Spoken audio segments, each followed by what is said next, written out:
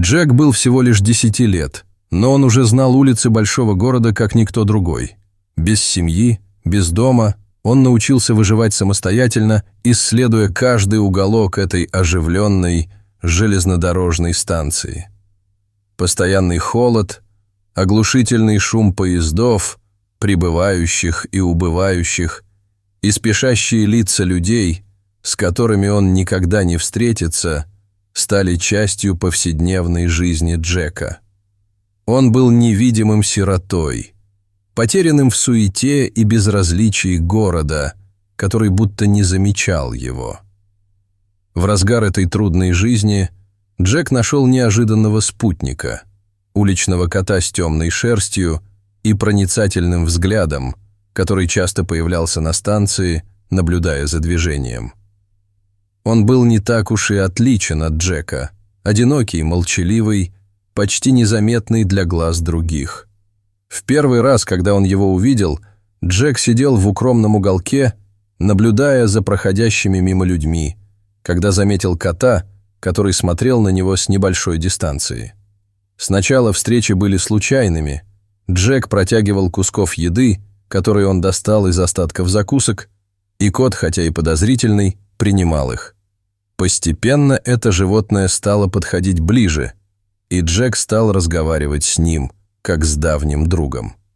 «У тебя нет имени, да?» — однажды пробормотал Джек, гладя голову кота, который теперь чувствовал себя комфортно рядом с ним. «Может, мне стоит дать тебе имя? Как насчет Сэма?» Кот, как будто понимая, медленно мигнул, и Джек улыбнулся, довольный. Сэм стал его молчаливым конфидан, тем, кто никогда не оставлял его. Когда на станции рано утром было пустынно, Сэм прижимался к Джеку, чтобы поспать, предлагая ему утешение, которого он не мог найти нигде больше. Однажды утром Джек проснулся и обнаружил, что Сэм пропал. Он ждал часы, осматривая каждый уголок станции, но кота не было. Сэм всегда появлялся в начале дня, и это был первый раз, когда он исчез без предупреждения. Джек начал бродить по станции. Его глаза нервно перемещались между ногами спешащих людей, пустыми скамейками и даже лестницами, ведущими к вагончикам метро. Но ничего. Тревога перешла в панику.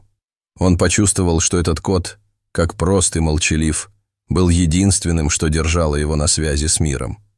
Без Сэма он чувствовал себя еще более одиноким и незаметным, будто часть него потерялась вместе с животным. Он провел весь день, блуждая по станции, шепча имя кота, которое никто, кроме Сэма, не мог бы понять. «Сэм, Сэм, Сэм. Где ты, приятель?» Голос Джека почти растворялся среди шума поездов и толп. Как раз в тот момент, когда он собирался сдаться, женщина, продающая билеты, заметила его и, увидев тревогу на его лице, подошла. «Ты что-то ищешь, мальчик?» — спросила она мягким голосом, к которому Джек не был привык. «Да, кота.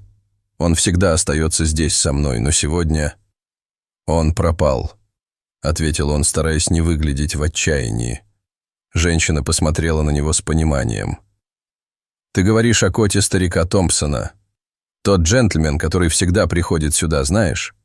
Он и кот неразлучные». Джек был парализован, сбит с толку этой новостью.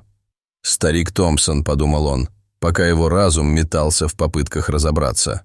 Он не знал никакого старика Томпсона, но, как оказалось, Сэм не был именно уличным котом.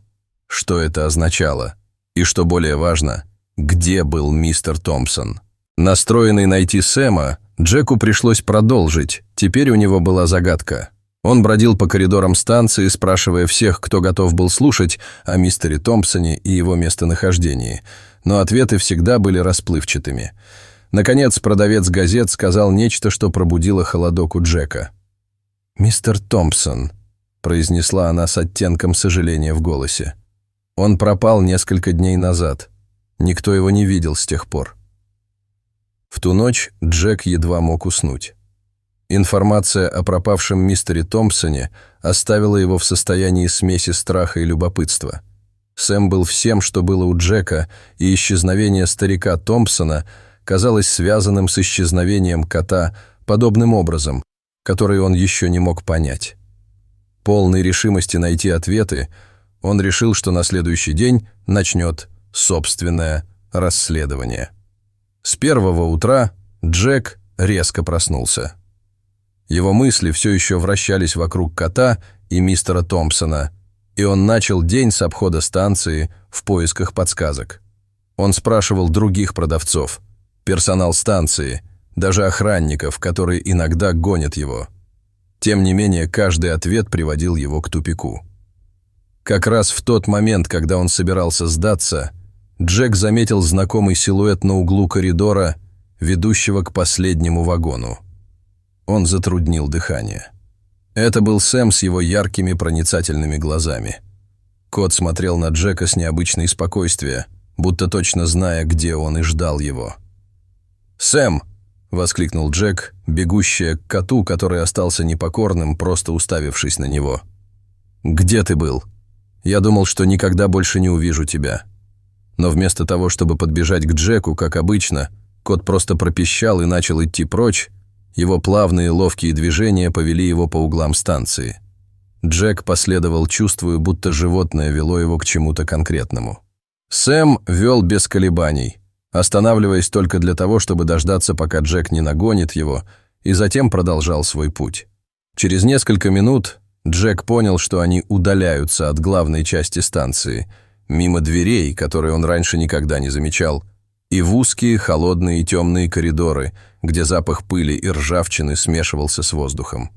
Вдруг кот остановился перед старой ржавой дверью в конце темного коридора. «Это оно?» — спросил Джек. Его голос почти шепот.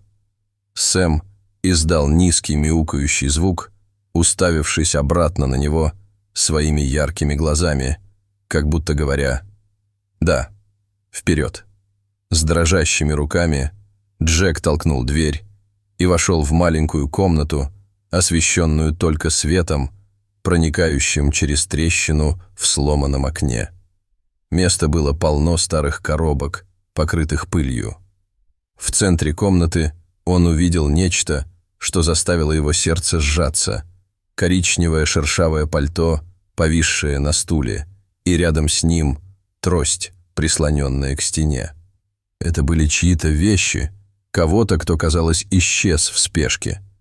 Джек осторожно подошел, как будто вторгался в священное пространство. Он протянул руку, колебался на мгновение, а затем коснулся пальто.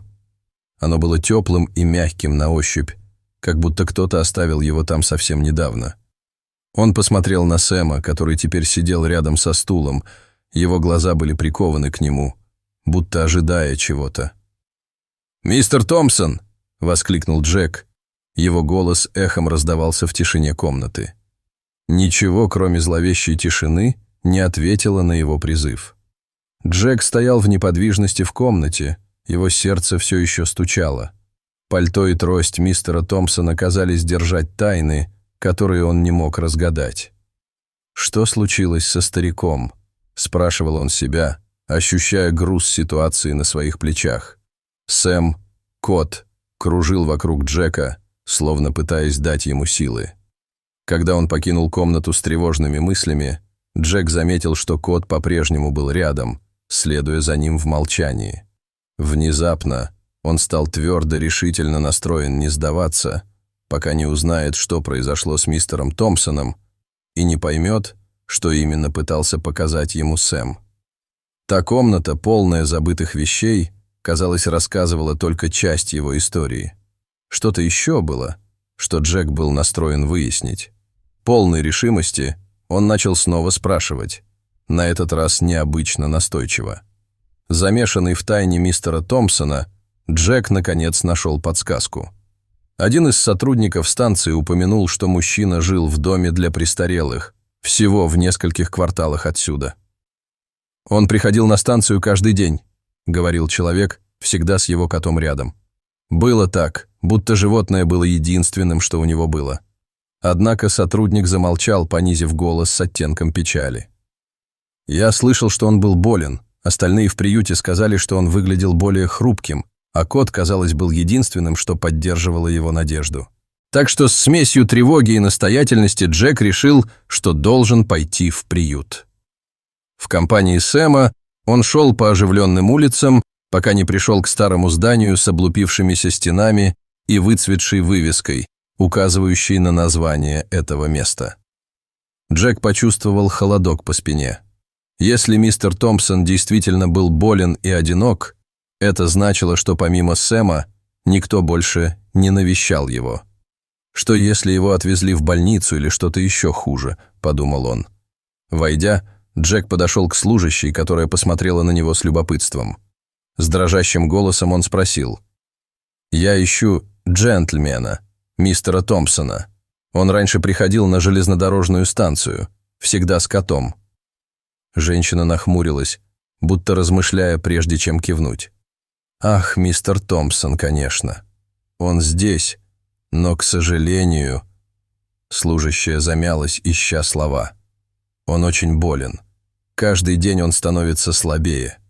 У него не было посетителей в течение нескольких месяцев. Кот был единственной его компанией». Джек посмотрел на Сэма, который стоял рядом с ним, молчаливый, как всегда, но с выражением, казалось, даже печальным. Это подтвердило его опасения. Мистер Томпсон был одинок, и по какой-то причине Сэм вышел на поиски, возможно, чтобы попросить о помощи. Джек сглотнул и почувствовал растущее чувство ответственности. Как-то он должен был найти способ воссоединить мистера Томпсона и Сэма, который, хотя и молчаливый, казался ожидавшим этой встречи. «Могу я увидеть его?» – спросил Джек неуверенно. Служащая долго смотрела на мальчика, замечая решимость в его глазах, и в конце концов кивнула с легкой улыбкой. «Конечно, он в комнате 202, но будьте осторожны. Он очень хрупкий».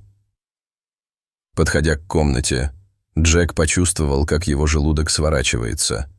Он крепко держал кота в своих объятиях, замечая, как Сэм стал тише, как будто знал, что этот момент важен.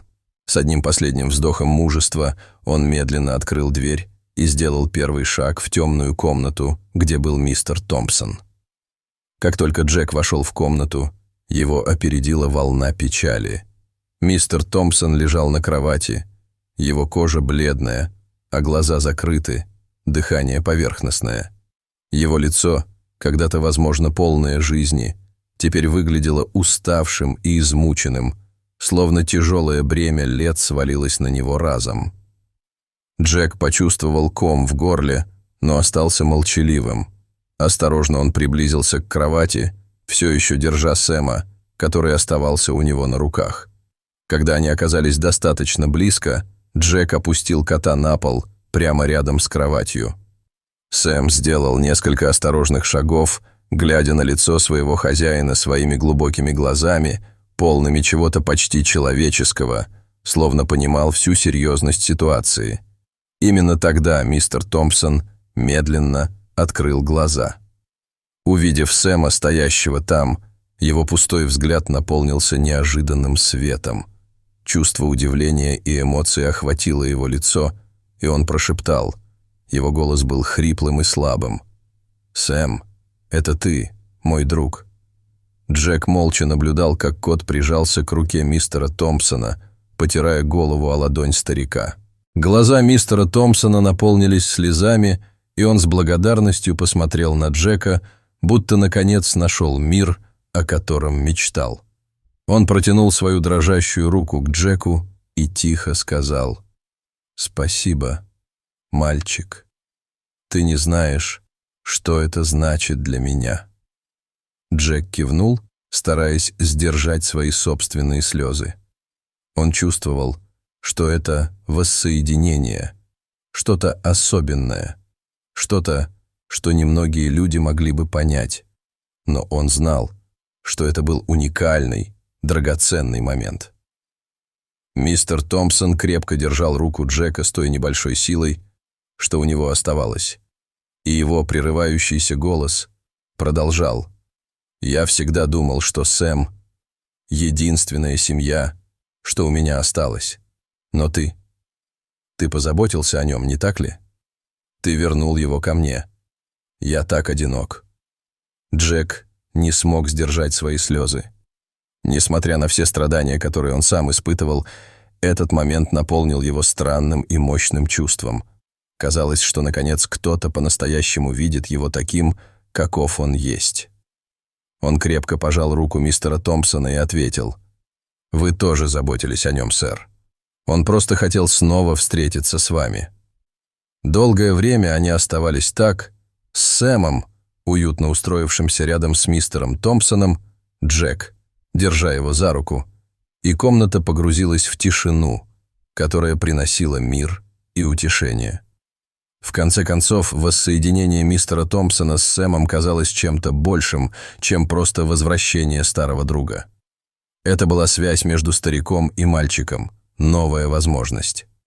Когда Джек отпустил руку мистера Томпсона, старик посмотрел на него с добротой, которая почти заставила его снова расплакаться. «Знаешь, Джек, если у тебя нет места, куда пойти», — сказал он неуверенно, но с взглядом, полным любви, «мой дом всегда будет открыт для тебя».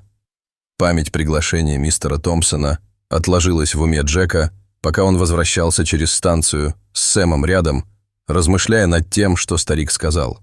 Идея о том, чтобы иметь дом, место, которое можно назвать своим, была так странной и далекой, что Джек даже не знал, как к ней относиться. Ночью он спал среди шумов станции, со звуками поездов, которые были одной из его нескольких уверенностей.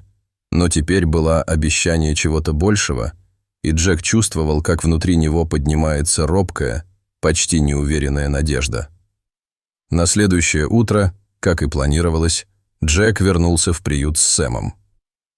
Когда он пришел, его встречали дружелюбные улыбки от сотрудников, которые, казалось, были рады его визиту.